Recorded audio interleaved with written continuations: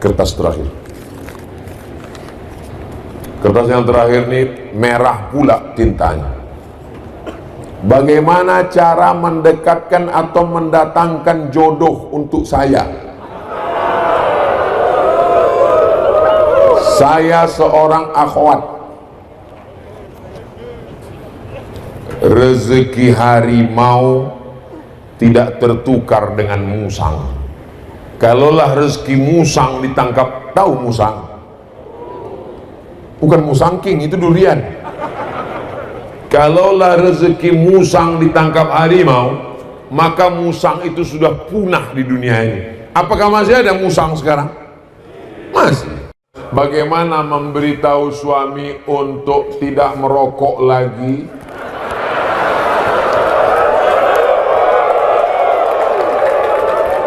Kalau kau terima laki-laki karena hartanya, hari ini kaya, besok jadi fakir miskin.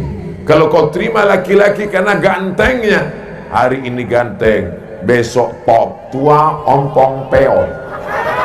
Kalau kau terima karena bangsawannya, hari ini bangsawan, besok kena sawan. Tapi kalau kau terima karena solehnya, karena agamanya, karena akidahnya, karena akhlaknya, itulah yang tak akan lapuk karena hujan, tak akan lekang karena panas. Hidup ini bagai lampu dinding yang dinyalakan di malam hari. Apabila minyak sudahlah kering, lampu pun akan padam sendiri. Assalamualaikum warahmatullahi wabarakatuh. Waalaikumsalam. Apa hukum poligami?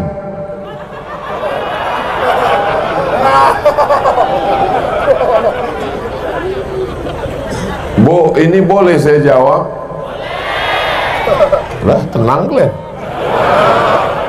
Fankihu ma taba lakum, nikahilah perempuan yang baik-baik, minan nisa, perempuan masna 2 orang, wa sulasa 3 orang, wa ruba 4 orang.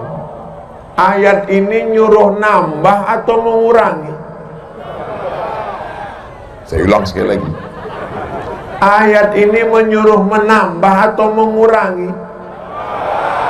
Ketika itu orang Arab istrinya banyak, orang Makkah Madinah, dia pakai mazhab namanya poligami unlimited edition. Ada yang bininya 10, ada yang bininya 20.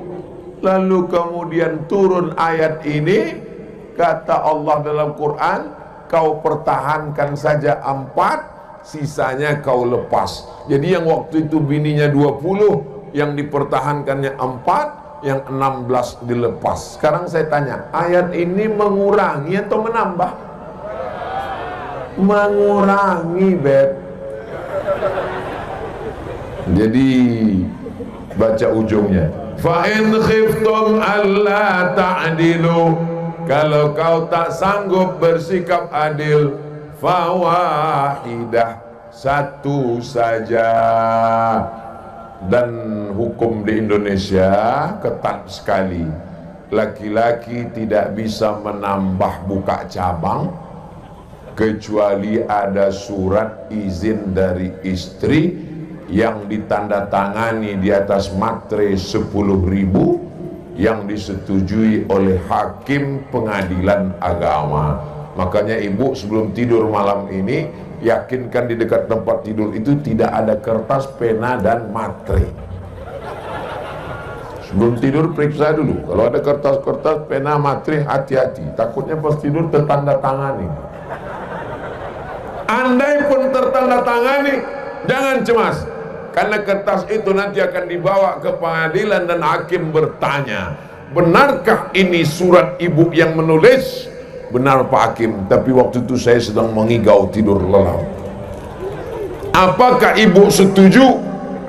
Setuju Pak Hakim, barulah bisa. Kalau tak bisa, kalian hanya bermimpi saja, saudaraku. Ibu sudah tenang? Dah.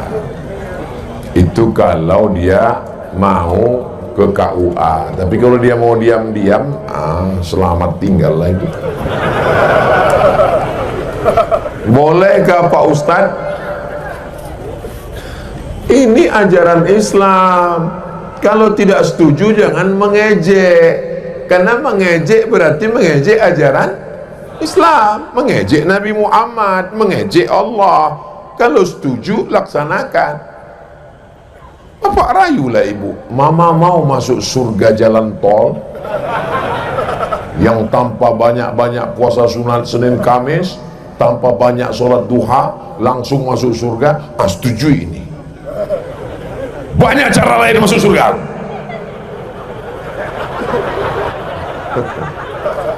Nah, tidak semua perempuan siap untuk menerima itu. Betul ibu?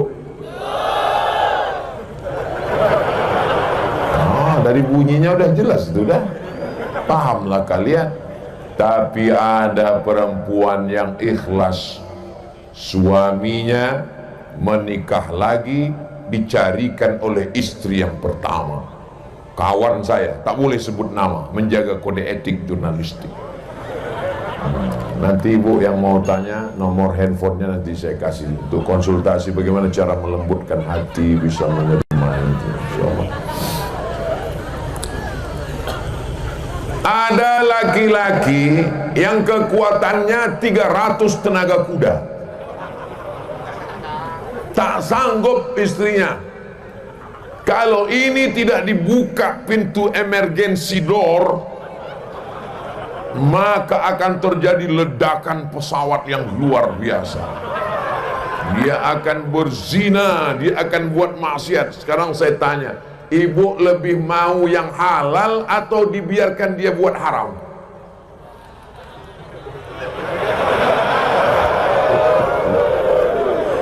Aku tahu ini keputusan yang sulit ibu, karena susah itulah maka pahalanya surga. Ini video ini nanti tolong jangan dipotong-potong. Jawaban lengkap Ustadz Abdul Somad tentang poligami. Dia adalah emergency door. Ketika kita masuk pesawat, apa kata pramugari? Ladies and gentlemen, kepala bekudi stempel semen.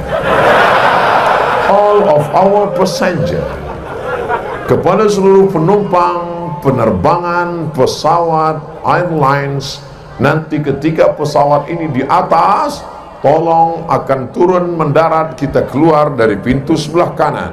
Ada satu pintu di belakang, ada satu pintu di luar. Tapi ketika terjadi sesuatu yang tak diinginkan, maka silangkan keluar dari pintu emergency door. Maka poligami adalah emergency. Jelas? Jelas kata orang itu dah. Kalau udah jelas kata orang itu, bismillah, mainkan. Yang ketawa yang jomblo-jomblo pula. Besar kali lah keinginan kalian. Satu aja belum. Satu itu aja urus dulu. Ya ma'syaras syabab, wahai anak-anak muda, man istata'a minkumul ba'ah, siapa di antara kalian yang belum menikah, falyatazawwaj, menikahlah, fa innahu aghaddu lil basar, menikah itu menjaga pandangan, wa ahsanu lil farj, menjaga kemaluan. Faman lam yastati, siapa yang belum sanggup menikah, fa alaihi bis-shaum, hendaklah dia banyak-banyak puasa. Fa innahu lahu wija, puasa itu jadi obat. Anak-anak muda yang belum cukup duit modal untuk nikah, kalian banyak puasa, puasa aja tiap hari. Kalau kalian banyak puasa, nanti ditunjukkan kawan, ada cewek, mana itu yang jilbab merah, entah macam semangka aja, gue tengok.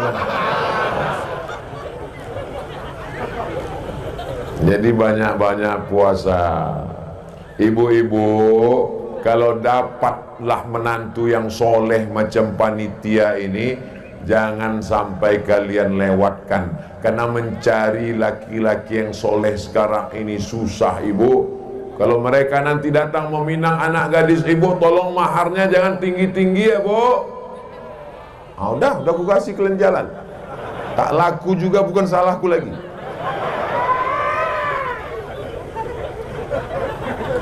Idza ja'akum man tardawna dinahu, kalau datang anak-anak muda yang taat agamanya, suka kepada ulama, dididik di pesantren Al-Inabah, dekat dengan Walid Zainal, wa khuluqahu, akhlaknya baik, suka pengajian tabligh akbar, fazawwijuhu, nikahkan dia dengan anak gadismu. Illa taf'alu, kalau tak kau lakukan, takun fitnatun fil ardi wa fasadun arif, terjadi kerusakan yang amat sangat dahsyat.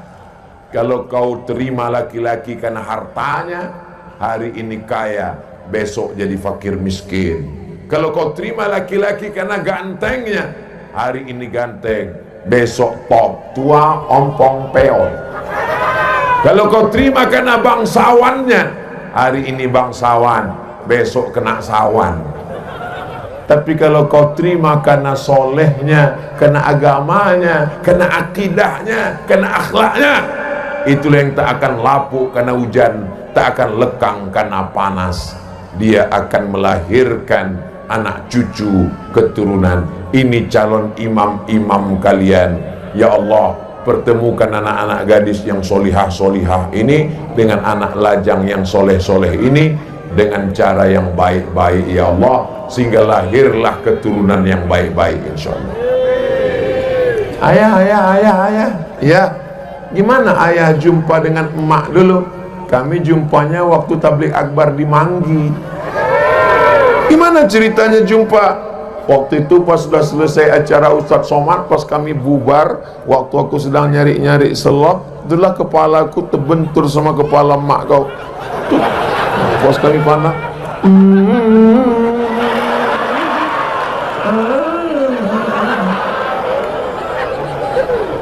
Indah untuk diceritakan ke anak cucu.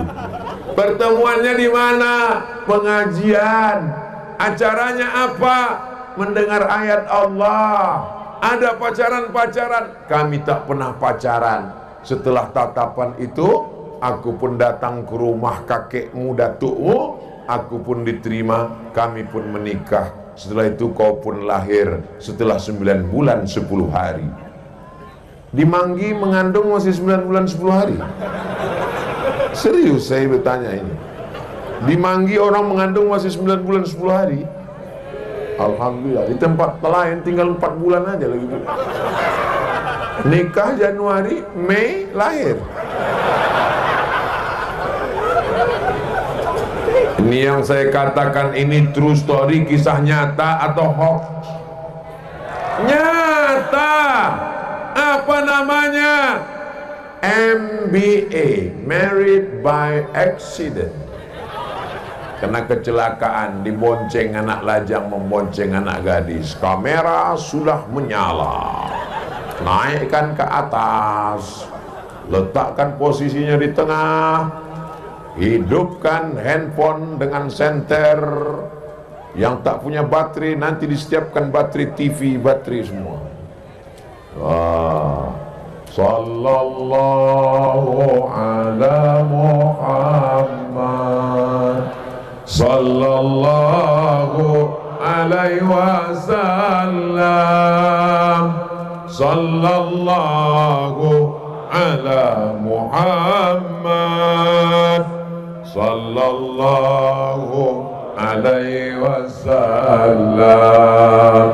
Ya Nabi, salam alaika. Ya Rasul, salam alaika.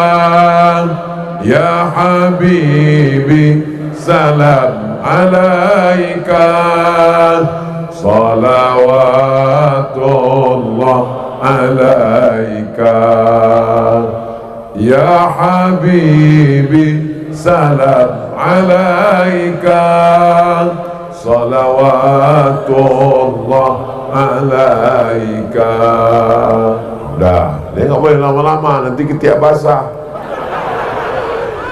Kita memang nggak apa-apa, kawan pingsan sebelah. mengenai batas menutup mukena wanita sampai dagu. Apakah sebelum mengetahui, apakah harus mengqadha ulang sholatnya Pak Ustadz?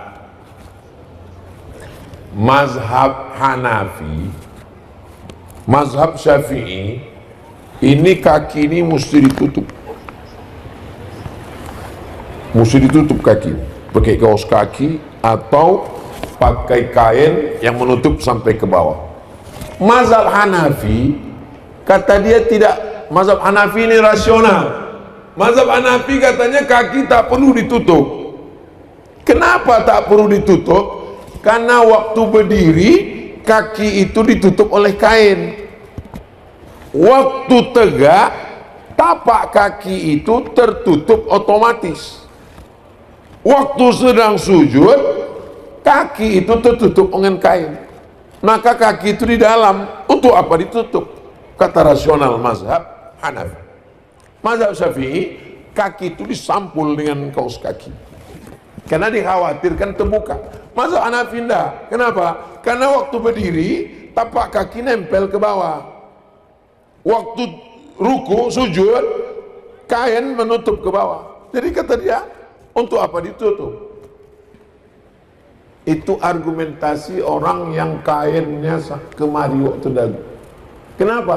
Karena tak ada, karena pangkal dagu ini ke bawah, tak ada orang menengok. Mana ada orang menengok?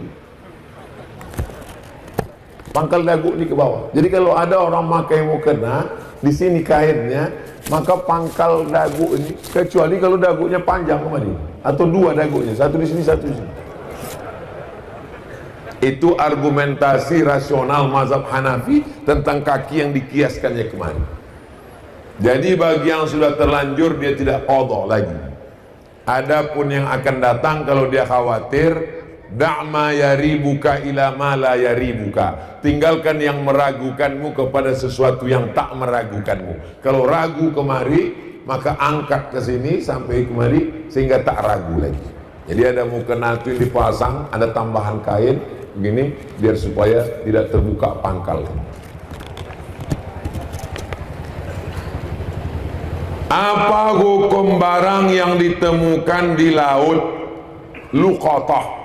Luqatah barang yang jatuh. Likulli saqit laqit. Setiap barang yang jatuh ada yang menemukannya. Nama barangnya luqatah. Orang yang menemukan namanya laqit. Apa hukum barang yang ditemukan ketika bencana seperti banjir? Karena yang saya baca dalam salah satu kitab Matan Takrib, luqatah adalah barang temuan yang ditemukan di jalan, di tanah, ditemukan di jalan. Dari mana dia? Jatuh. Apa beda orang berjalan di jalan dengan orang di laut naik sampan? Beda transportasi. Di jalan dia naik kuda, naik pedati, naik kendaraan. Di laut dia naik sampan, naik perahu. Sama-sama barang yang jatuh, maka dia tetap dihitung sebagai barang temuan, diumumkan selama setahun. Kalau setahun tidak ada yang mengaku, berarti itu milik engkau. Kalau selama setahun itu ada, berarti serahkanlah kepada dia. Jadi selama setahun itu doanya, mudah-mudahan tak ada yang mengaku barangnya. Kertas terakhir. Oh belum lagi, ada terakhir satu lagi. Kita yang selalu pasrah akan cobaan dan ujian selalu ikhlas, tapi ujian dan ujian selalu datang silih berganti. Apa yang harus kami lakukan? Apakah ini cobaan atau hukuman? Bagaimana nasihat Ustadz untuk kami? Terima kasih Pak Ustadz, semoga Ustadz Tengku Abdul Somad selalu dalam lindungannya. Amin. Adakah manusia ini yang tidak diuji Allah Subhanahu wa Ta'ala? Tak ada. Nabi Adam alaihissalam diuji. Apa doanya? Rabbana zalamna anfusana wa illam taghfir lana wa tarhamna lanakunanna minal khasirin. Nabi Ibrahim diuji. Ujian pertama punya ayah azar penyembah berhala. Ujian yang kedua menghadapi umat yang menyembah bintang gemintang. Ujian yang ketiga menghadapi umat yang menyembah berhala. Ujian yang keempat tidak punya anak. Ujian yang kelima punya anak mesti diasingkan ke tanah suci. Ujian yang keenam diminta untuk menyembelih anak. Tidak ada manusia yang hidup tanpa ujian. Cuman kita tak tahu ujian dia. Enak kok ya, kemana-mana jalan sana jalan sini, aku tak bisa pergi jauh. Kenapa? Aku diuji Allah, aku di rumah aja. Kenapa kau di rumah terus? Kau tengoklah keningku berbisul. Kita sangka dia ini yang berjalan ke sana ke sini ini tak ada ujian. Enak kok ya, jalan ke sana kemari tak ada ujian. Aku sebetulnya dari tadi ini jalan sana ke sini karena berbisul juga. Di mana? Di sini. Tapi bukan berarti saya berdiri dari tadi ini berbisul. Jadi kadang kita menyangka orang lain tak ada bisulnya, padahal bisul dia lebih parah, cuman dia tak mengeluh saja. Apakah yang datang ini azab? Ada orang demam. Dari mana kita tahu demamnya itu azab? Atau demamnya itu menggugurkan dosa? Atau demamnya itu mengangkat derajat? Kan tiga kemungkinan. Tak tahu kita. Tidak ada hadisnya kalau demamnya demam panas tinggi itu laknat, kalau demamnya demam puyuh itu ngangkat derajat. Nggak ada. Maka sikap kita kalau datang sesuatu yang tak menyenangkan, husnuzon, ana inda husnizonni abdi bi. Mudah-mudahan dengan segala musibah itu Allah melepaskan dari dosa-dosa kita. La yusibul mu'min min nasabin wala wasabin wala saqamin wala syaukin. Orang yang duri menusuk tapak kakinya, demam panas, gundah gulana, sakit kepala, kaffarallahu anhu biha sayyiati. Dengan itu Allah menghapuskan segala dosa-dosa. Kertas terakhir. Kertas yang terakhir ini merah pula tintanya. Bagaimana cara mendekatkan atau mendatangkan jodoh untuk saya? Saya seorang akhwat. Rezeki harimau tidak tertukar dengan musang. Kalaulah rezeki musang ditangkap, tahu musang? Bukan musang king, itu durian. Kalaulah rezeki musang ditangkap harimau, maka musang itu sudah punah di dunia ini. Apakah masih ada musang sekarang? Masih. Kalau musang itu rezekinya diambil harimau, karena harimau lebih cakarnya lebih tajam, karena harimau lebih kuat, lalu dimakannya rezeki musang, maka sudah lama musang itu punah. Namanya musang saurus. Buktinya harimau tetap ada, musang tetap ada. Itu bukti bahwa rezeki sudah dijamin Allah Subhanahu wa ta'ala. Apa kata Imam Al-Hasan Al-Basri? Alimtu anna rizqi la ya'khudhuhu ghairi. Aku tahu rezekiku tak akan mungkin diambil orang. Fatma'anna qalbi, maka hatiku pun menjadi yakin. Rezeki kita tak akan mungkin diambil orang. Rezeki kita mesti kita yang mengambilnya. Kalau kita Ahlussunnah wal Jamaah, kita yakin rezeki itu punya kita dan kita berusaha untuk mengambilnya, insyaallah. Jadi calon suami kalian tak akan mungkin diambil oleh tetangga kalian. Amin. Malu pula orang menyampaikan. Jadi tak ada rezeki yang tertukar. Rezeki itu lebih tahu alamat kita daripada kita mengetahui rezeki kita. Begitu yang disebutkan dalam hadis Nabi Muhammad SAW. Tapi jangan gara-gara ini lalu kita menjadi Jabbariyah. Kalau ditanya gimana, ada ingin menikah, serahkan pada Allah. Ini bukan Ahlus Sunnah, ini Ahlul Bid'ah, namanya Jabbariyah. Sedangkan Ahlus Sunnah ada ikhtiar. Di sini ada Ustadz Ketua Ikat, ada alumni Azhar yang baru pulang, ganteng, cerdas, S2, hafal Quran, udah nikah. Ada yang masih lajang, temui Ustadz Tengku Fadil, Tunggu Fadil, ada tak stok-stok yang lama pun tak apa-apa? Temui Ustadz Tim UAS, Ustadz Nazar, ada tak? Yang second pun tak apa. Itu ada ikhtiar dan usaha. Boleh seorang wali menawarkan adiknya, anak gadisnya, ditawarkan. Besok kau datang ke rumah ya, ini aku mau jumpakan sama adikku. Datanglah kalian ke rumah abang ini. Habis itu disuruhnya lah adiknya keluar. Keluar dia bawa teh manis.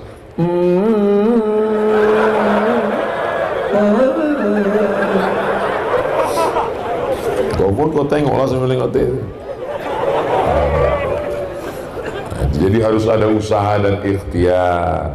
Satu lagi Ustaz, jika ada yang datang dengan niat serius, bagaimana memantapkan hati?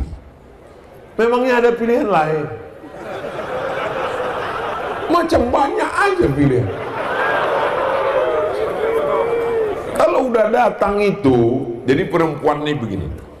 Perempuan ini seperti orang masuk kerja, masuk kantornya jam 8, kantor tutup.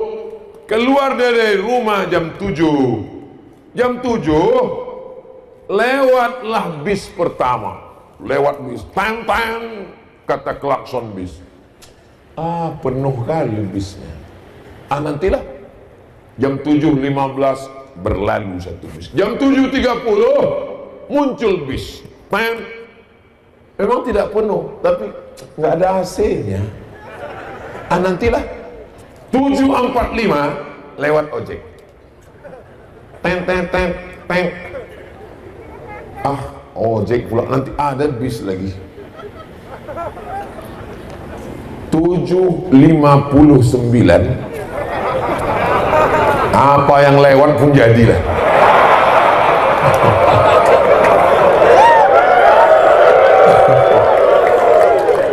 Macam paham aja tuh. Jangan banyak pilih, nanti terpilih-pilih, tebu, terpilih bukunya. Makanya dalam hadis yang kalian pilih itu kata Nabi cuma 2 saja. Idza ja'akum man tardawna dinahu. Wahai perempuan-perempuan, kalian punya wali, ayah kalian, datuk kalian, abang kalian, adik kalian, paman kalian. Kalau datang laki-laki meminang anak, keponakan, cucu kalian, 2 saja. Tardawna dinahu, baik agamanya, wa khuluquhu, baik akhlaknya, fazawwijuhu, nikahkan dengan dia. Kalau tak kau nikahkan, takun fitnatun fil ardi wa fasadun arid, akan terjadi fitnah wa fasadun arid, kerusakan. Memilih laki-laki sifatnya 2, baik agamanya, baik akhlaknya. Memilih perempuan sifatnya 4. Tungkahul mar'atu li arba', perempuan itu dinikahi karena 4. 5 liha, karena kaya raya. Wali hasabiha, karena keturunan darah biru. Wali jamaliha, karena cantiknya, putihnya, tingginya, semampainya, rambutnya ikal, bak mayang terurai. Wali diniha, karena agamanya. Fasfar bidzatiddin, pandang yang keempat karena agamanya. Karena kalau kau nikahi karena hartanya, harta binasa. Kau nikahi karena darah birunya, dipecat darah birunya. Kau nikahi dia karena cantiknya, perempuan macam bunga. Bunga itu sifatnya kembang, cantik, harum, semerbak, lalu kemudian dia pun akan layu. Satu-satunya bunga yang tak layu cuma satu, bunga plastik. Makanya banyak perempuan itu sekarang mukanya kresek semua isinya. Hidung kresek, dagu kresek, pipi kresek. Semua dicukur, semua disulam. Dulu kita tahu sulam kain, ini bibir disulam, mata disulam. Bangun tidur kusut semuanya. Assalamualaikum Ustaz Somad. Waalaikumsalam. Dulu Ustaz ceramah, kata Ustaz, perempuan itu dinikahi karena 4. Karena hartanya, karena bangsawannya, karena cantiknya, karena agamanya. Tolong Ustaz carikan saya yang ada 4-4-nya Pak Ustaz. Kalau ada 4-4-nya ngapa aku kasih ke kau?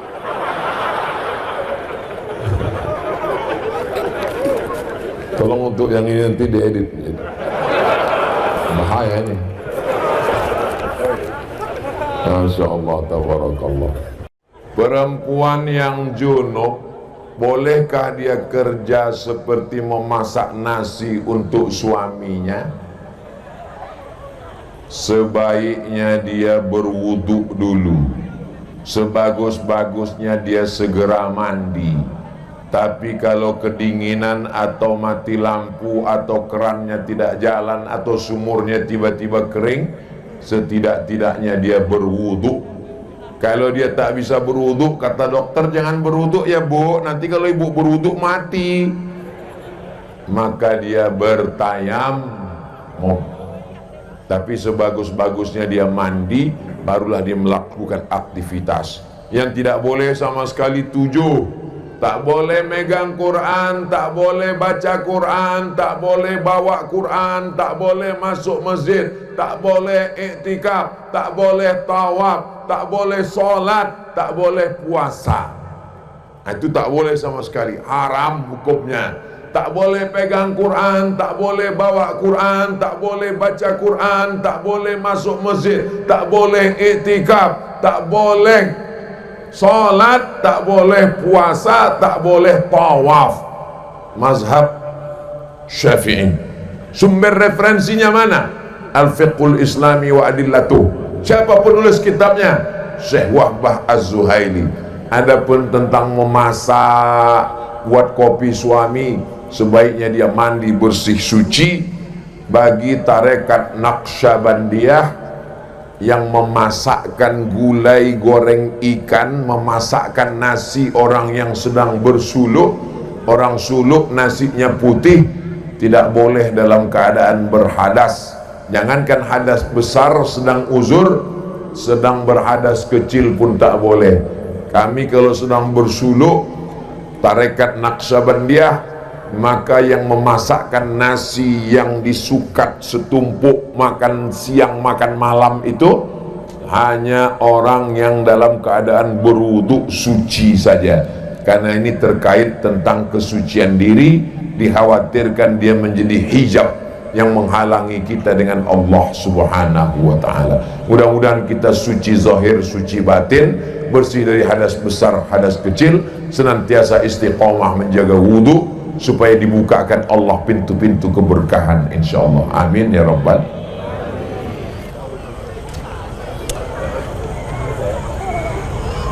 Contoh Pak Ustadz, kita wudhu pakai mazhab Syafi'i, solat kita pakai cara mazhab Hambali. Bisa solat pakai mazhab Hambali kapan? Waktu di Masjidil Haram, imam masjidnya Syekh Abdurrahman Sudes, pemerintah Saudi Arabia, mazhab resminya Hambali. Itu darurat, karena kebetulan tinggal di Saudi. Kalau tinggal di Manggi, maka mazhab kita pakai mazhab Syafi'i. Bismillahnya jahar, Bismillahirrahmanirrahim. Subuhnya pakai kunut, Allahumma hdina fi man hadait. Jadi kalau ada imam subuh bismillahnya jahar tapi dia tidak pakai kunut, itu namanya imam lupa. Karena kalau dia sepaket mazhab Syafi'i, bismillahnya jahar dan pakai kunut. Kalau dia pakai mazhab Hambali, bismillahnya sir, tidak pakai kunut. Kalau dia pakai mazhab Maliki, bismillahnya tak ada, langsung alhamdulillah, dan kunutnya sebelum rukuk. Mulai pusing kan? Bagus tak usah campur masa.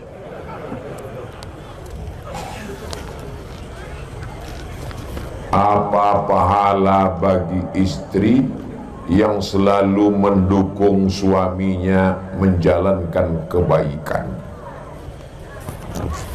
Ar-rijalu qawwamuna 'alan nisa. Laki-laki menjadi pemimpin bagi perempuan. Di rumah itu, Bu, yang jadi pemimpin bapak apa ibu? Kadang-kadang saya, kadang-kadang dia Pak Ustaz, tapi lebih sering saya. Kalau ada bapak model begitu, sabar aja Pak. Nanti bapak kalau meninggal tak kena azab kubur, saking udah azabnya di rumah. Pas sudah mati, kata malaikat, dikubur, yang ini tak usah kita azab lagi. Kasihan, udah azab kali dia sama bininya ini.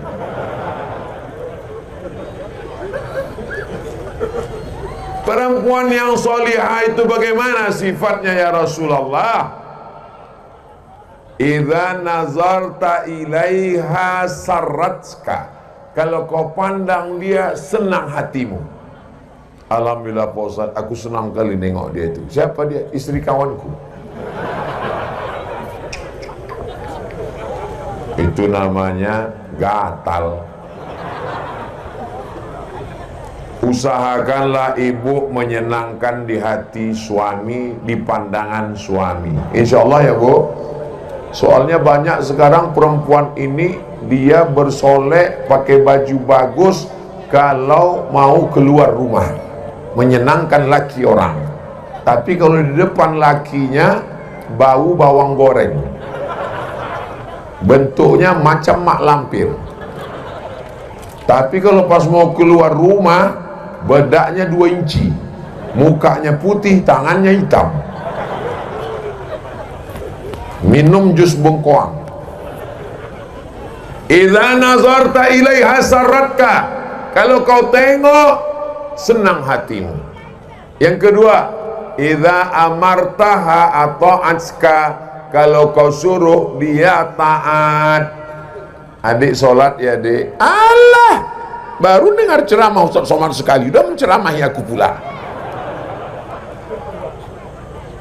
Ibu kalau suaminya sholat bersyukur Bu. Berapa banyak orang sekarang suaminya sakau, suaminya mabuk, suaminya pezina, suaminya dilarikan pelakor. Mudah-mudahan suami ibu semuanya sampai hari kiamat dijaga Allah dalam keadaan istiqomah iman dan Islam. Tengoklah kuatnya amin mereka, menunjukkan besarnya cintanya padamu. Semuanya berubah. Dulu mau pergi ke makam Teguh Umar susah, sekarang cantik dan indah. Dulu tidak ada rumah-rumah di tepi laut kena tsunami, sekarang rumah-rumah sudah bagus. Semuanya berubah. Yang tak berubah itu cuma satu, perasaan aku ke kamu. Kalau dipandang menyenangkan hati, kalau diperintahkan taat. Yang ketiga, idza ghibta anka, idza ghibta anha, kalau kau pergi keluar kota, kalau kau pergi keluar manggi, dijaganya anakmu, dijaganya hartamu, dijaganya kehormatannya. Itulah perempuan yang solihah. Ad-dunya mata, dunia ini kenikmatan. Wa khairu mata'iha, kenikmatan yang paling indah al-mar'atus salihah, perempuan yang salihah, allati tu'inu ala imanihi, perempuan yang membantu suami menjaga imannya. Mudah-mudahan semua perempuan-perempuan ini menjaga iman bapak-bapak.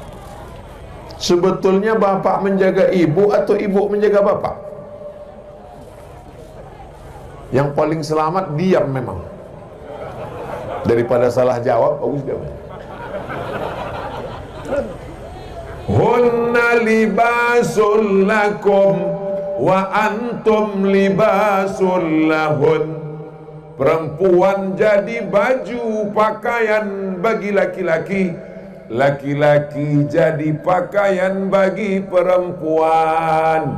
Coba tengok ayatnya. Perempuan menutupi aib laki-laki. Saya berani ceramah ini kan karena ada baju yang menutupi saya. Coba kalau keluar, kurus sekali Ustaz Somad.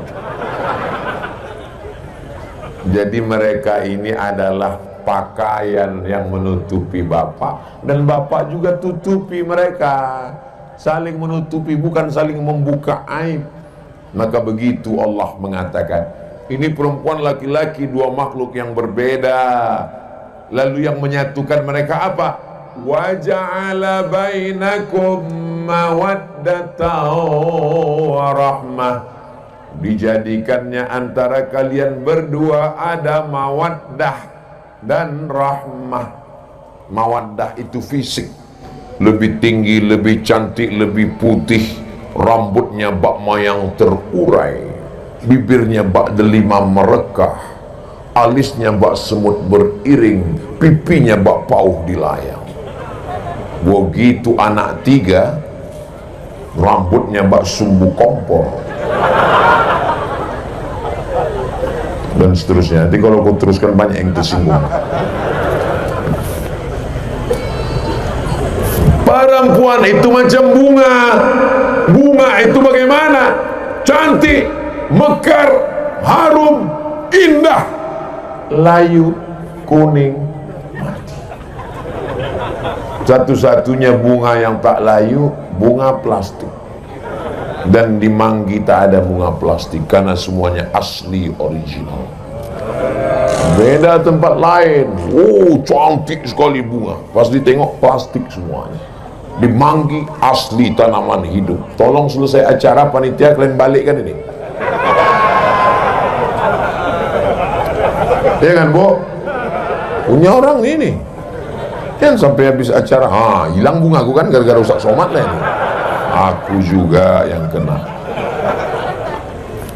Mudah-mudahan ibu bertambah imannya karena bapak pemimpin rumah tangga yang soleh, dan bapak istiqomah karena ibu-ibu yang solihah, insyaallah. Amin ya rabbal alamin.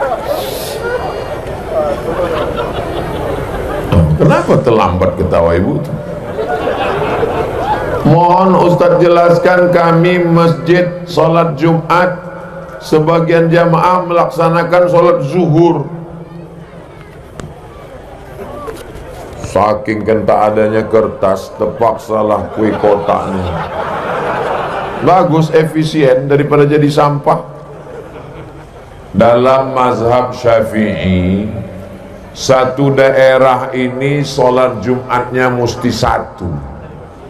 Jadi kalau ada ta'addud al-Jum'ah, ada sholat Jumat di masjid sana, ada sholat Jumat di masjid sana, maka dikhawatirkan tidak sah sholat Jumatnya karena ada beberapa sholat Jumat. Maka untuk menjaga, karena mazhab Syafi'i ini tingkat ihtiyat kehati-hatiannya tinggi, maka selesai sholat Jumat, sholat zuhur lagi. Itu mazhab Syafi'i yang paling ketat. Adapun beberapa masjid di Kairo, ini masjid kepala Sayyidina Al-Husain, ini Masjid Al-Azhar, ini jalan raya, azannya bersaut-sautan. Di satu kota masjid sampai 100, 1000. Itu dipakai mazhab Hanafi. Kalau sudah cukup 40, cukup kira-kira urf orang berjamaah, maka sholat Jumatnya sah. Jadi yang bagi mengamalkan mazhab Syafi'i yang super ketat, habis sholat Jumat dia sholat zuhur lagi, itu tidak salah. Itu adalah amalan mazhab Syafi'i. Bagi yang sudah mengamalkan sholat Jumat, sudah cukup 40 orang, dia tidak ulang lagi, itu pun tak juga salah, karena masih dalam koridor 4 mazhab dan masih berpegang dengan mazhab-mazhab Ahlus Sunnah wal Jamaah. Jangan saling menyalahkan, jaga persatuan. Alhamdulillah Ustaz, dulu kami kelahi tentang masalah sholat zuhur setelah sholat Jumat. Sekarang kami sudah tak kelahi lagi karena sama-sama sudah tak sholat. Jangan gara-gara tak sholat kita berdamai. Apa hukumnya mengidolakan orang kafir seperti pemain bola, namanya tak saya sebut? Almar'u ma'aman ahab, orang akan bersama dengan siapa yang dia cintai. Kalau hati kita cinta suka sama dia, doakan dia supaya dapat hidayah. Dalilnya, Allahumma hdi qaumi fa innahum la ya'lamun. Berikan dia hidayah. Sedangkan orang yang menyerang Nabi, musuh Nabi, didoakannya. Apalagi orang yang tak menyerang kita. Kita senang permainannya, kita senang gocek bolanya, maka doakan dia dapat hidayah. Tak ada yang mustahil. Innama amruhu idza arada syai'an ayyakula lahu kun. Tapi kalau sudah terlampau cinta, nanti semuanya kita ikut. Pertama tatonya kita ikut, lama-lama celana pendeknya kita ikut, lama-lama antingnya kita ikut, lama-lama keyakinannya pun kita akan ikut. Man tashabbaha biqaumin fahuwa minhum. Maka hati-hati tentang ketertarikan hati.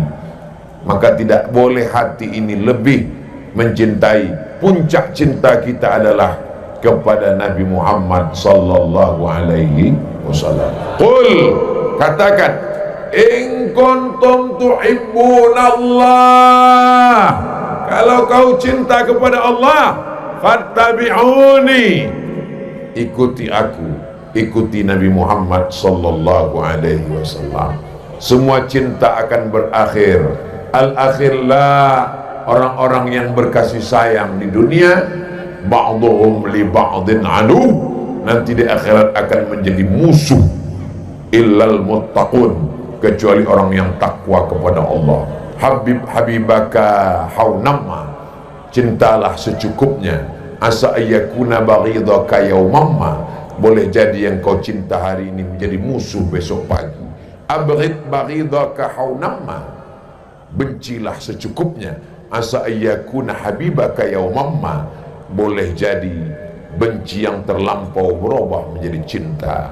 Kalau benci jangan terlampau benci, kalau cinta jangan terlampau cinta, kecuali cinta kepada Allah dan kepada Rasulullah sallallahu alaihi wasallam.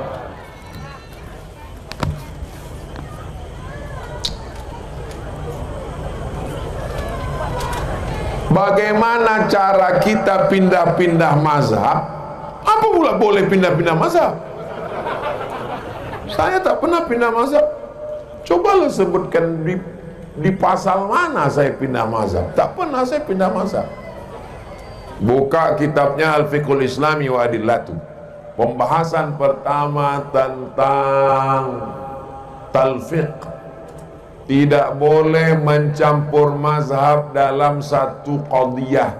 Cara berwuduknya mazhab Syafi'i, pas membatalkannya pindah ke Maliki, batal, tak bisa.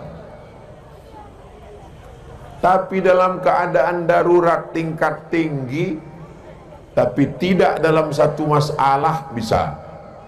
Solatnya mazhab Syafi'i, tapi pas membayar zakat fitrahnya pakai mazhab Hanafi, dia bayar pakai uang. Itu kata Syekh Ali Jum'ah Mufti Mesir dalam kitab Al-Bayan lima yushghilul adhan. Beliau lebih condong kepada pendapat mazhab Hanafi, karena zaman sekarang orang kalau dikasih beras, beras itu akan dijualnya lagi karena dia perlu duit. Sedangkan zaman dulu orang bayar gandum, gandum bisa ganti kain, karena mereka waktu itu sistemnya sistem barter. Itu Syekh Ali Jum'ah, muftinya Mesir, mazhabnya Syafi'i, dalam kitab Al-Bayan lima yushghilul adhan. Tapi kalau tidak darurat tingkat tinggi, maka kita tak boleh pindah-pindah mazhab. Nanti kita akan terjerumus dalam tatabbu' rukhas, mencari yang enak-enaknya saja. Pas giliran berwuduk dipakainya mazhab Hanafi. Kau tadi kan udah bersentuhan, kenapa tak batal? Aula mastumun nisa, batal itu kalau jima. Kalau tak jima tidak batal. Kalau hanya bersentuhan tak batal. Mazhab apa yang kau pakai? Aku pakai mazhab Hanafi. Pas giliran berkurban, kau tak berkurban. Mazhab Hanafi kan wajib. Aku Syafi'i aja, sunat muakkad. Pas giliran nikah, nikah itu dalam mazhab Syafi'i mesti pakai wali. La nikah illa biwaliyin. Tiba-tiba dia tanpa pakai wali. Aku udah nikah tadi. Siapa menikahkan? Perempuan itu kan boleh nikah sendiri menurut mazhab Hanafi. Ini namanya mazhab kutu loncat. Ini namanya mazhab tupai. Lompat sana, lompat sini, lompat-lompat. Maka kita istiqomah dalam mazhab Syafi'i insyaallah. Amin ya rabbal. Assalamualaikum Ustaz. Waalaikumsalam. Saya ingin bertanya, bagaimana memberitahu suami untuk tidak merokok lagi?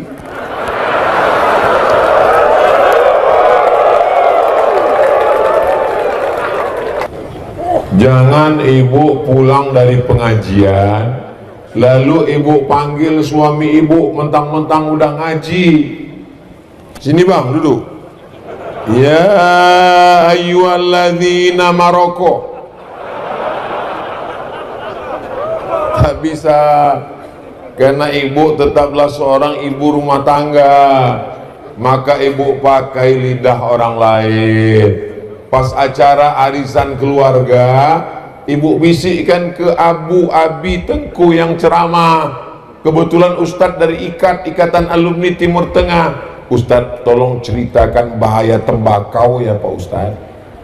Nanti cerita ceramah lah Ustadz itu. La darara wala dirara. Tak boleh memudaratkan orang lain, memudaratkan diri sendiri. Contohnya tembakau. Aku nih kata dia. Nah, habis itu khutbah Jumat, sampaikan ke pengurus, Pak pengurus, tolong singgungkan sedikit masalah tembakau nih pengurus.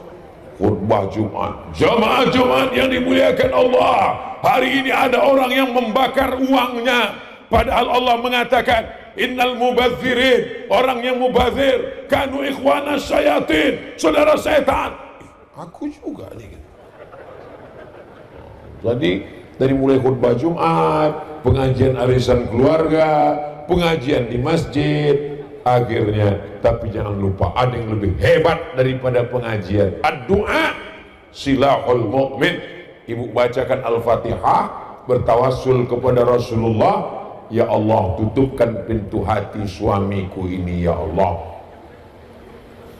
Tidak sulit bagi Allah. Innama amruhu idza arada syai'an ayaqula lahu kun.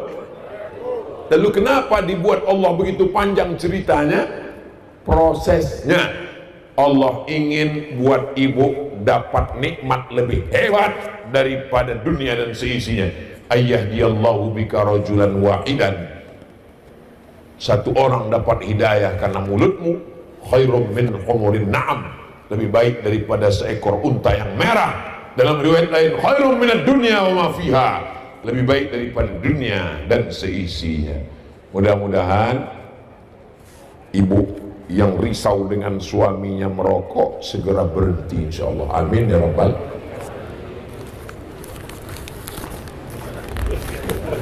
Macam-macam kertasnya ada kartu nama.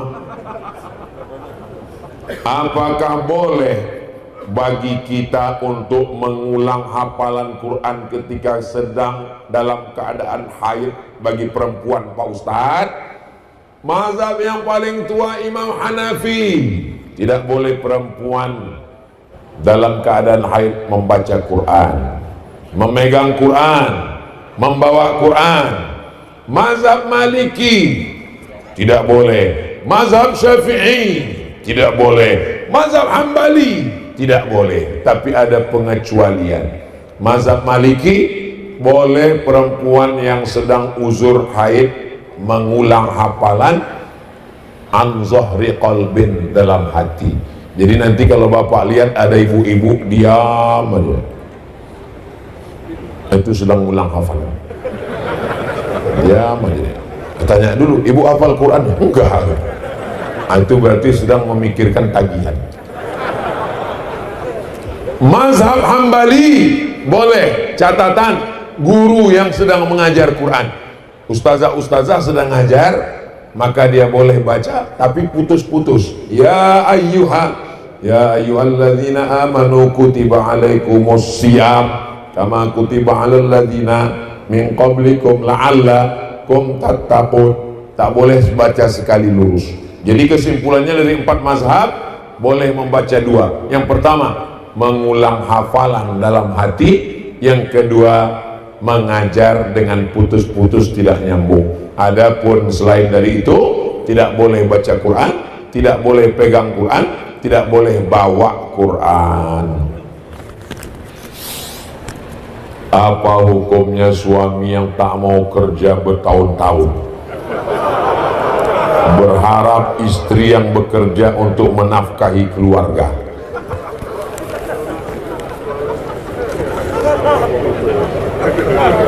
Masih ingat sirat ta'liq? Kalau saya meninggalkan istri saya sekian tahun lamanya, atau 6 bulan tidak memberikan nafkah zahir dan batin, maka istri saya datang ke pengadilan agama. Tak ingat saya sirat ta'liq Pak Ustaz? Tulislah di situ www.google.com sirat ta'liq. Tulislah di situ di YouTube, nanti kau dengar bunyi sirat ta'liq. Istri yang tak dinafkahi 6 bulan, maka dia datang ke pengadilan agama, lalu kemudian hakim akan menjatuhkan kalau cukup syarat, karena sudah ditaklikkannya kepada hakim. Tapi ini istri kan solihah, baik, tak mau dia jauh dari abang, walaupun tak kerja tetaplah buah hati belayan jiwa Pak Ustaz. Susah untuk berpindah ke lain hati Pak Ustaz. Maka bagaimana caranya menyuruh dia bekerja? Gimana caranya? Laki-laki itu punya 5 kewajiban. Kalau tidak dia laksanakan, berarti dia meninggalkan kewajiban dosa. Yang pertama, ngasih makan. Ibu udah dikasih makan? Banyak yang belum makan. Yang kedua, memberi pakaian tanpa saya tanya. Saya sudah tahu, karena semuanya menutup aurat. Sampai pramugari pun kalau sudah sampai ke Bumi Nangro, Aceh, Darussalam, langsung menutup aurat. Pas sudah keluar baru dibukanya balik. Yang ketiga, tempat tinggal. Apakah ibu sudah dikasih tempat tinggal? Sudah. Yang keempat, pendidikan. Aslinya istrinya di rumah, suami yang mendidik, tapi karena suaminya pun tak bisa, dibawanya ke masjid Haji Kecik Lumi, dibawanya ke tablik akbar pengajian supaya mendengarkan pendidikan. Aku tak bisa mengajarmu, mam. Dia selalu manggil istrinya mami. Mami yang ada dalam film Mami Return itu. Aku tak bisa mendidikmu, maka kuawak kau pengajian. Pertama, makan. Kedua, pakaian. Ketiga, tempat tinggal. Keempat, pendidikan. Kelima, perhatian. Jadi kalau ada perempuan tidak diberi perhatian, dia akan mencari perhatian suami tetangga. Nah, itulah dia kalau berjalan berbunyi kakinya kerincing, kerincing, kerincing, kerincing. Wajahnya biasa aja, lipstiknya 3 inci. Mencari perhatian orang gara-gara suaminya tak memperhatikannya. Jadi suami, kalian menjadi suami yang baik, berikan 5 ini. Kita ulang. Pertama, makan. Kedua, pakaian. Ketiga, tempat tinggal. Keempat, pendidikan. Kelima, perhatian. Ibu, ini calon-calon suami yang baik. Kalian punya anak gadis, kasih secepatnya ke sini. Setuju? Baku iklankan tak juga laku, kalian entahlah. Pulang dari sini cepat sebelum orang ini berubah pikiran.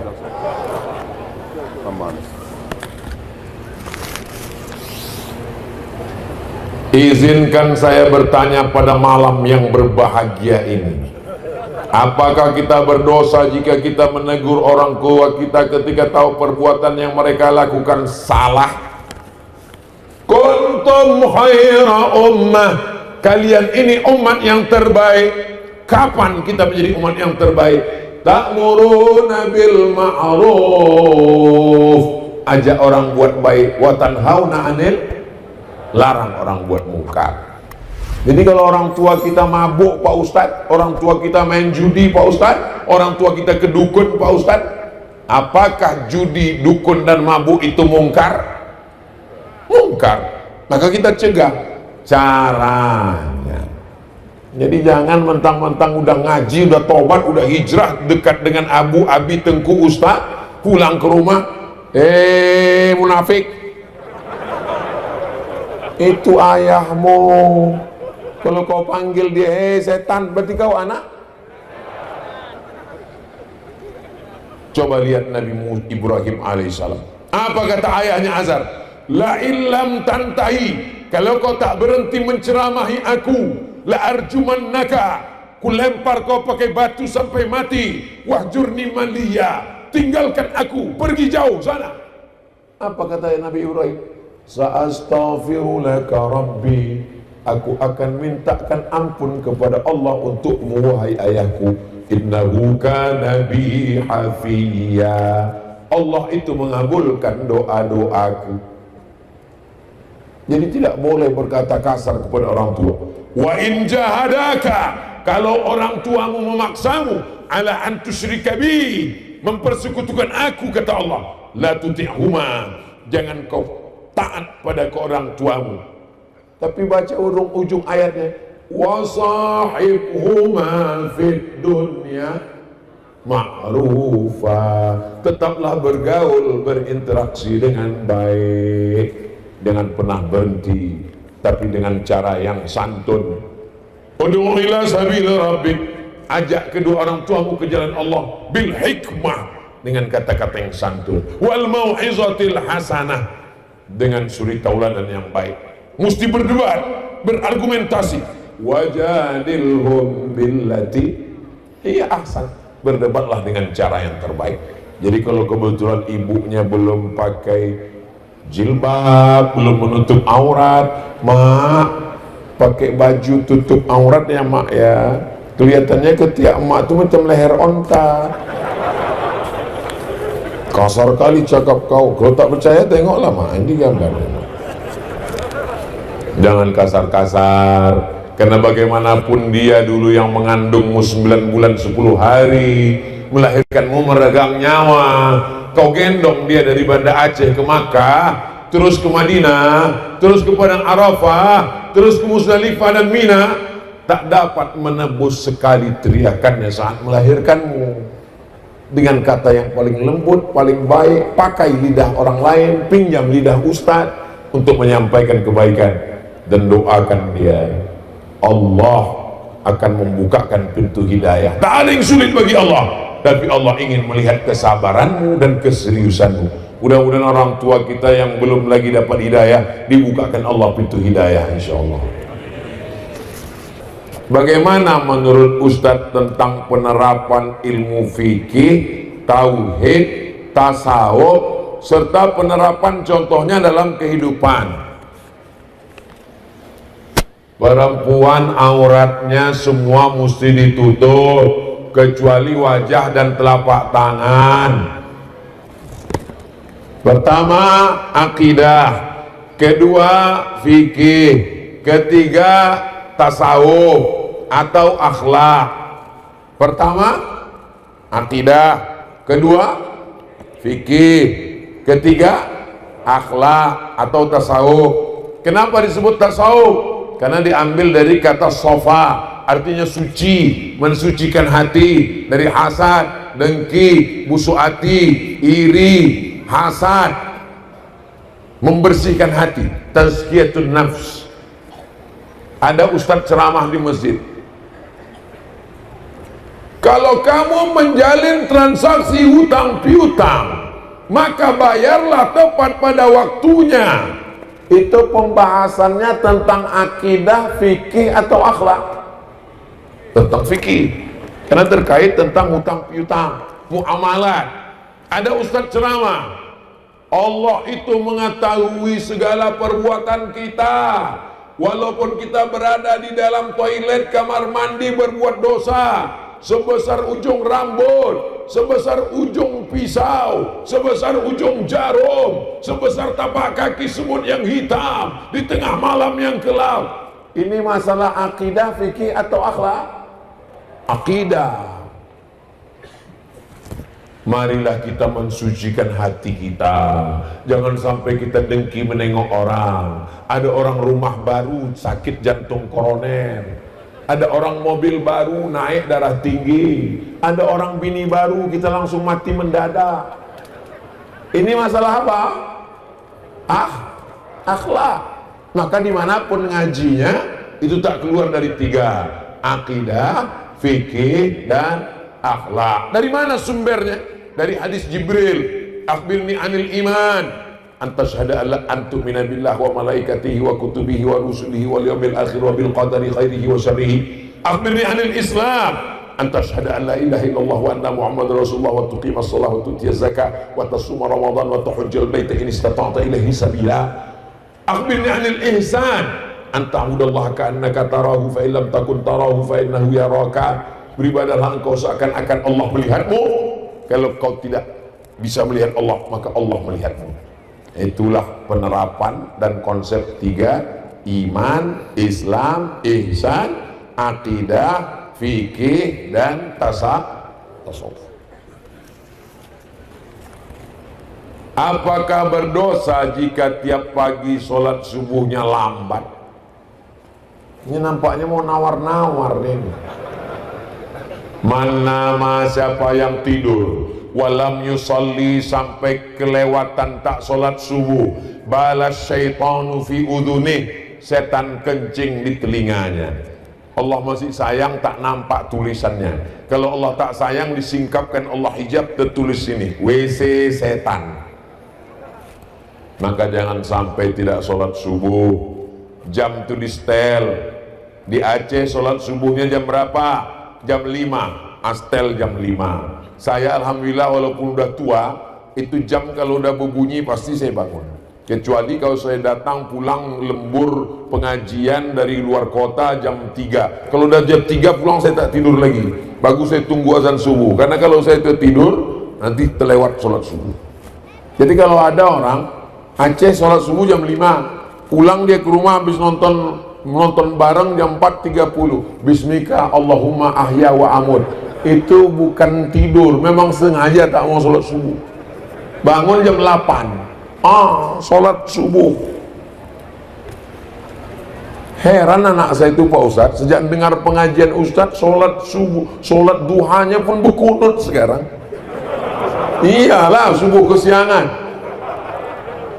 Karena memang susah bangun walaupun sudah memasang alarm, dibangunkan oleh kawannya. Apakah ada solusi atau doa yang bisa diamalkan Pak Ustadz? Tidur cepat, jangan sampai lambat tidur. Tidur cepat, jam 10 tidur. Oh, udah jam lewat 11, insya Allah habis ini pulang terus. Saya sejak Piala Dunia ini nggak bisa tidur cepat Pak Ustadz, karena udah terbiasa malam. Pulang dari sini kau beli antimo, langsung tidur. Tapi sebiji, jangan sepapan. Seminggu tidurnya. Dan siang jangan tidur siang terlalu lama. Qailulah sebentar, setengah jam, 1 jam. Cepat tidur supaya mudah bangun. Saya kalau tidur jam 12 masih bangun jam 4. Masih bisa. 1, 2, 3, 4. Tapi kalau sudah jam 3 saya pulang, saya tak tidur lagi, karena kalau tidur payah bangun. Tunggu-tunggu aja, menulis, membaca, segala macam, mendengar. Itu bangun nanti langsung sholat subuh. Begitu kuncinya. Ini agak panjang sedikit. Tarik nafas dulu ya. Saya bekerja di sebuah kantor pemerintahan yang aturan bekerjanya dari pagi sampai sore. Tapi di kantor saya bekerja, kami cuma bekerja dari jam 9 sampai azan zuhur. Ngapain kok sampai sore? Pulang saya lagi ya. Saya bekerja di sebuah kantor pemerintahan yang aturan kerjanya dari pagi sampai sore. Tapi di kantor saya kerjanya cuma dari jam 9 sampai zuhur. Apabila piket baru sampai azan asar. Aturan itu dibuat atas kesepakatan pegawai-pegawai. Sedangkan saya sendiri sebagai pegawai kontrak. Gimana hukumnya saya bekerja di situ Pak Ustadz? Apakah gaji yang saya terima halal atau haram? Pekerjaan itu dua jenisnya. Yang pertama yang dipakai waktunya, yang kedua menyelesaikan tugasnya. Contoh bekerja yang dibayar waktunya, masuk jam 8 keluar jam 4, itu yang dibayar adalah waktunya. Jadi kamu masuk itu yang dibayar waktu. Dia melayani orang banyak. Pokoknya dari jam 8 sampai jam 4 dia mesti ada di situ. Karena orang datang akan dia layani orang banyak. Yang kedua, dia bekerja asal selesai tugas habis. Contohnya dosen. Dosen tidak mesti masuk dari jam 8 pagi sampai jam 4 sore. Aturan yang lama. Sekarang saya tak baru karena sekarang saya tak tahu karena saya sudah keluar. Yang penting dia punya beban 12 SKS, 16 SKS, 2 SKS, 16 tatap muka. Asal sudah masuk 2 kelas 1 hari, 3 kelas pulang. Tak mesti jam 4 sore. Kecuali ada aturan mengantor, kesepakatan. Jadi kalau sudah kesepakatan, itu merupakan aturan, maka dia mesti ikuti aturan itu. Kalau tak mau, keluar, buka usaha lain. Kalau tidak, maka dia berarti makan gaji buta, uang Pemda, uang rakyat. Dia akan diminta tanggung jawab di hadapan Allah Subhanahu wa Ta'ala. Maka sebelum masuk kantor itu, tanya dulu, sistem kerja di sini ini apakah yang dipakai waktunya atau tugasnya? Kata atasan, tak ada tugas-tugas di sini. Pokoknya kau masuk dari jam 8 pagi sampai jam 4 sore. Jam 4 baru boleh keluar. Cek clock pagi, cek clock sore. Itu berarti mesti gitu. Tapi kalau kata dia asal selesai tugas pulanglah, berarti jam 12 pun selesai pulang. Ada yang 2 jam selesai pulang. Karena yang dilihat tugasnya, yang dibayar itu mengerjakan tugasnya, bukan waktunya. Jelas? Kalau tak jelas, ulang sekali lagi. Mau sampai duha ini nampaknya. Ustaz, kami tanya bagaimana orang yang selalu melakukan kebaikan, selalu beribadah, taat kepada Allah, selesai masalah. Apalagi tapi masih melakukan dosa, ini namanya STMJ, sholat terus maksiat jalan. Orangnya selalu melakukan kebaikan, selalu beribadah, sholat, puasa, taat kepada Allah, tapi masih melakukan dosa. Dosanya apa? Pacaran. Ya Allah, barokah jamaah yang hadir malam ini, lebih 40 orang, lebih 400 orang, lebih 4000 orang. Mudah-mudahan semua yang pacaran putus. Yang pacaran putus. Dah selesai. Insya Allah berhenti, dia tak berdosa lagi. Apalagi dah putus. Laki-laki perempuan pacaran, jalan sana jalan sini, jalan sana jalan sini, gembung masuk angin. Yang rugi laki-laki apa perempuan? Yang muntah laki-laki apa perempuan? Yang hamil laki-laki apa perempuan?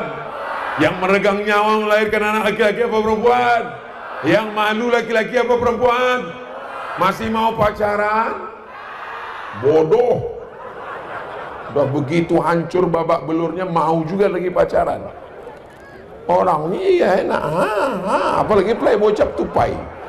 Lompat sana, lompat sini, lompat sana. Habis anak orang macam pokok kelapa dibuatnya.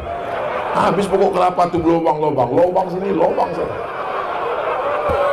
Apalagi playboy cap gayung, cedok sana, cedok sini, cedok sana, cedok sini. Kalian laki-laki nih kan, kalian akan menikah dengan perempuan dan anak kalian nanti akan anak perempuan. Ustadz, anakku laki-laki. Aku laki-laki, adikku laki-laki, anakku laki-laki. Yang pertama Mizian Hazik Abdillah, yang kedua Sami Ahmad Misbahi Ibadillah, laki-laki. Kenapa tak perempuan? Mana aku tahu.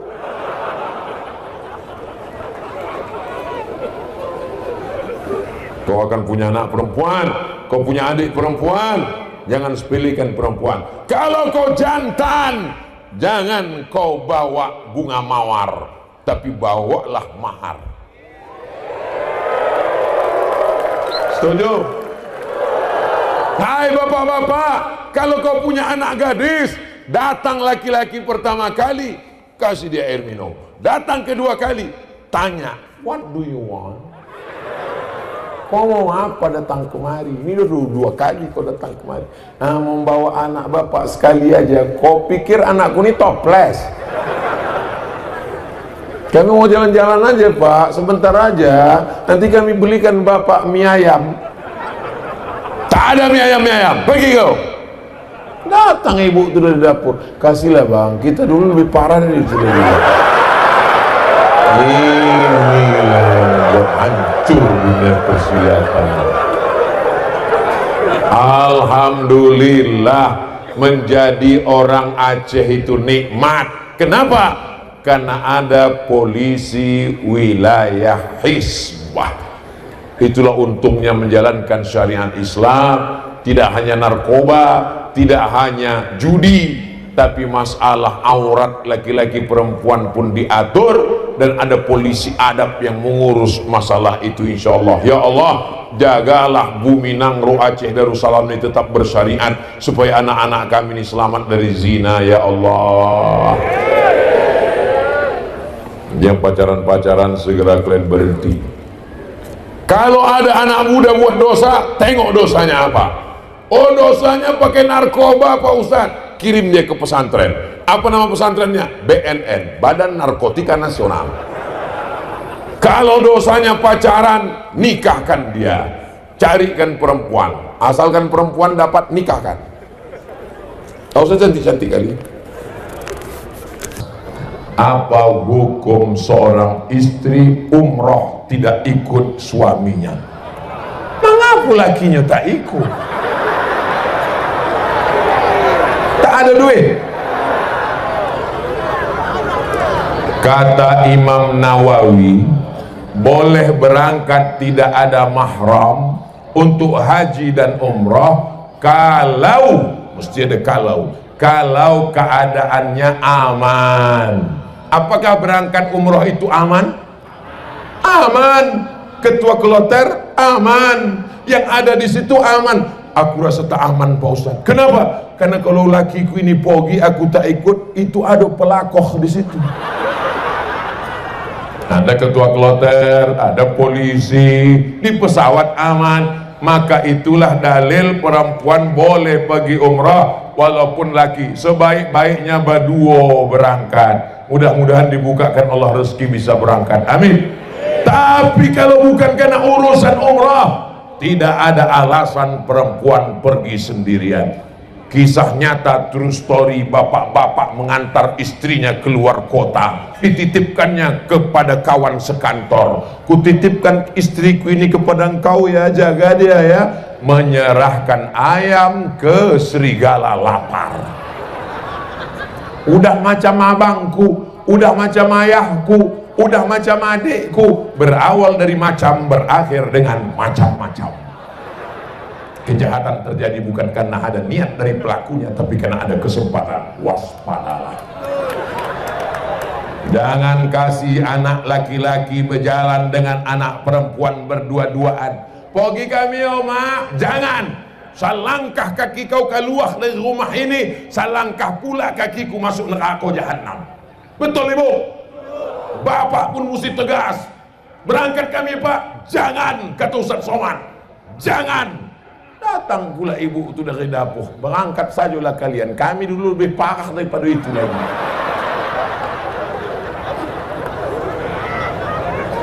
Kalau kita dulu pelaku dosa, pelaku maksiat, jangan sampai anak kita melakukan perbuatan dosa. Adik-adikku, anak-anak gadis, anak-anakku, anak-anak lajang, jangan kalian mau berjalan di bawah laki-laki. Alah, sebontak saja nyu ke topi pantai, anginnya koncang, nanti masuk angin kah? Kalau kau masuk angin muntah-muntah, yang rugi laki-laki apa perempuan? Perempuan. Yang malu keluarga laki-laki apa perempuan? Perempuan. Yang meregang nyawa mati laki-laki apa perempuan? Perempuan. Jaga harkat martabat kalian anakku. Siap? Aku ingin betul punya anak perempuan. Sampai sekarang anak laki-laki. Makanya kalau aku berceramah, aku tak pernah menceramahi. Yang ada ini adalah omak-omakku. Yang ada ini adalah uak. Pas omak bisa diulang 2 kali. Omak-omak. Pas uak, tak Kan awak bilang burung ini, burung uak-uak. Jaga anak gadis kita ya Pak, jaga anak gadis kita ya Bu. Jangan sampai di akad nikah, hari yang sakral dan suci, disitulah bapak tuh mengamuk, ku nikahkan engkau dengan anakku, jangan kau datang kemari dikupijakkan batang leher kuku nanti. Marah, padahal mestinya di situ dia dengan lembut dan tersenyum. Hai anakku, iya papa, aku nikahkan engkau dengan anakku dengan mahar mengajarkan surat Ar-Rahman tunai sah. Betapa indahnya. Mudah-mudahan yang pacaran-pacaran putus. Semua anak Tanjung Balai yang pacaran-pacaran ini putuskan ya Allah. Dah selesai kalian. Putus dia di hari Senin ini dan besok dipinang dengan bismillah.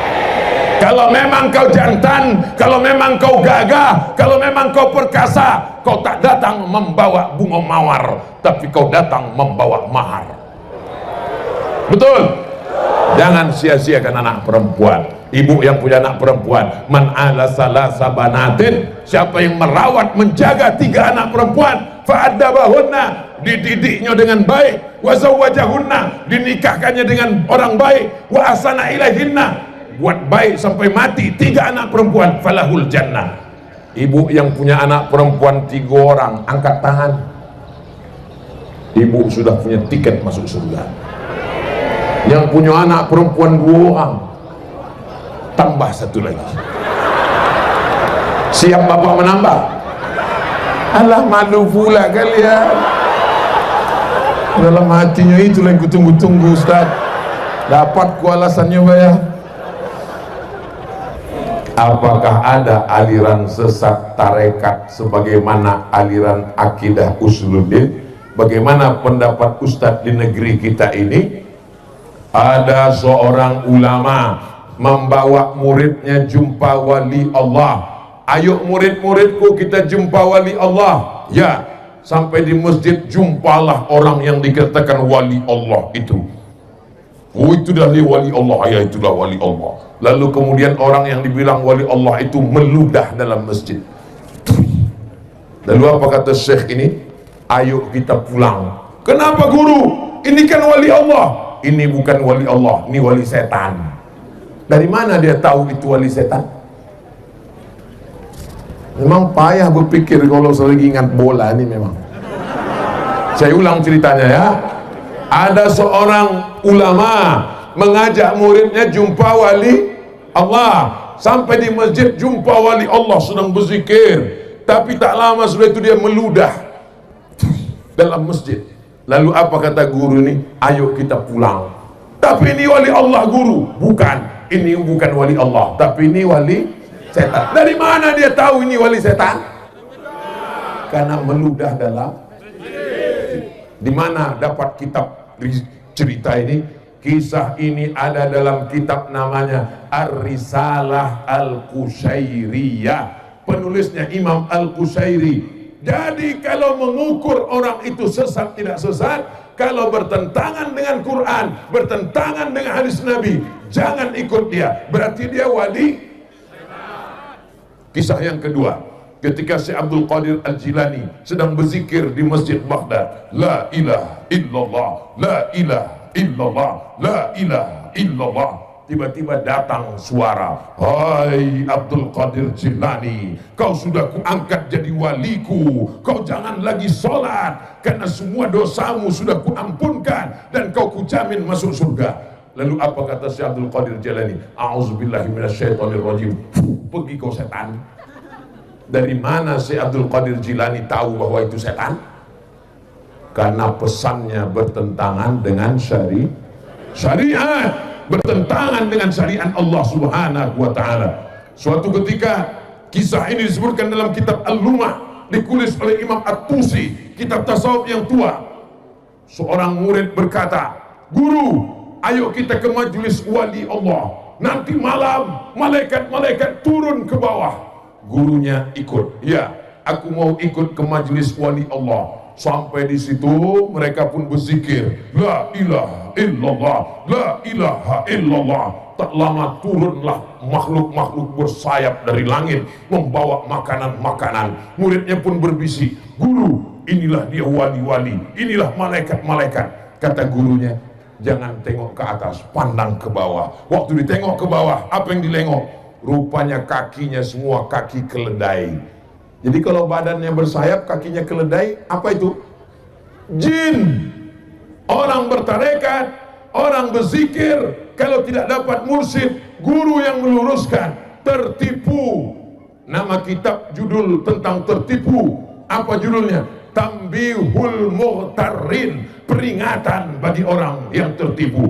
Maka sebelum bersuluk, dalamkan 3. Yang pertama, akidahnya. Wujud qidam baqa mukhalafatu lil hawadisi qiyamuhu binafsihi wahdaniyah qudrat iradat. Saat berzikir Allah Allah Allah Allah Allah Allah, tiba-tiba datang cahaya bersayap dan mengatakan akulah Allah. Apakah itu Allah? Dari mana Bapak tahu itu bukan Allah? Karena dalam sifat 20 mukhalafatuhu lil hawadis, berbentuk, bercahaya, dia bukan Allah. Apa kata guru kami dulu di Muallimin Al-Wasliyah? Ma khatara bi balik fallahu laisa kadzalik. Apa yang terlintas di hatimu, maka Allah tidak seperti itu. Ayatnya mana? 2. Laisa kamitslihi syai'un, tak ada sama dengan Allah. Ayat yang kedua, walam yakul lahu kufuwan ahad. Masakkan dulu tauhidnya. Yang kedua fikihnya, belajar fikih mazhab Syafi'i. Yang ketiga tasawufnya, tasawuf sunni Imam Al-Ghazali Ihya Ulumuddin, tarekatnya lurus. Inilah dia tarekat Naqsabandiyah yang dibawa oleh guru-guru kita, diwariskan sampai hari ini, sampai hari kiamat. Tempat persulukan tetap ramai insyaallah, amin. Dan masjid juga tetap ramai dengan sholat berjamaah insyaallah, amin.